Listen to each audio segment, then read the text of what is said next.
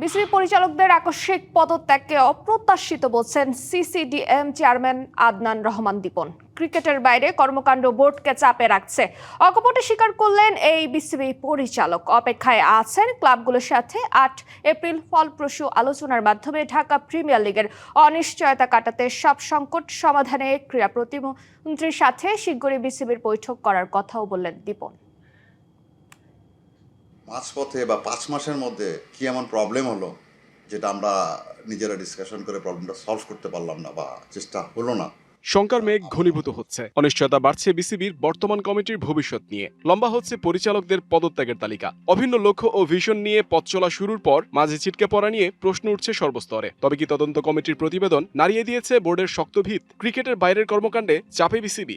যতখানি আমরা ক্রিকেটে কাজ করছি তার থেকে আমাদের বাইরের পেনটা বেশি নিতে হচ্ছে।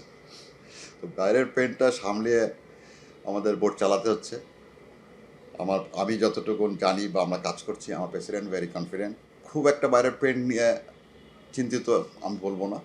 অস্থিরতার মাঝে ঢাকা প্রিমিয়ার লিগ নিয়ে বিপাকে বিসিবি। ঢাকার ক্লাবগুলোর ক্ষমতা কিংবা প্রভাব যেন ক্রিকেট বোর্ডের চেয়েও বেশি। চেষ্টা করেও এখনো দূরত্ব কমাতে পারেনি বোর্ড। কনভিন্স করার হয়তো রাস্তা আমরা জানিই না। আমি সরাসরি উত্তর দিলাম, আমাদের চেষ্টার কোনো ত্রুটি নেই। প্রেসিডেন্ট সাহেব সমস্ত ক্লাবকে দাওয়াত দিচ্ছে, আসার জন্য আসেনি। এখন আপনি যুদ্ধে এসে যদি নাই বসতে চান, যুদ্ধটা চালাবেন বা কীভাবে বা কম্প্রোমাইজটা করবেন কীভাবে? আপনি বোর্ড অবৈধ কি বৈধ এটা তো সময় বলে দেবে। সব রকম আন্দোলনই তো আপনারা করছেন না। RICL TMX, যুগের পর যুগ স্থাপনা থাকে মজবুত।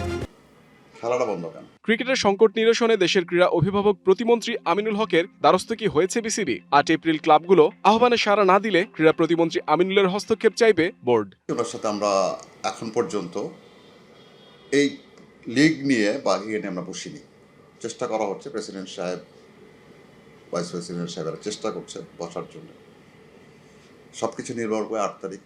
বিসিবির বর্তমান কমিটি ভাঙার গুঞ্জনের মাঝেই আত্মবিশ্বাসী সিসিডিএম চেয়ারম্যান যতদিন থাকবেন চালিয়ে যাবেন ক্রিকেটের উন্নয়ন। পরিস্থিতি বা বাইরের থেকে প্রেশার যেটাই বলেন, এটা খুব একটা আমরা ওইভাবে নিচ্ছি না।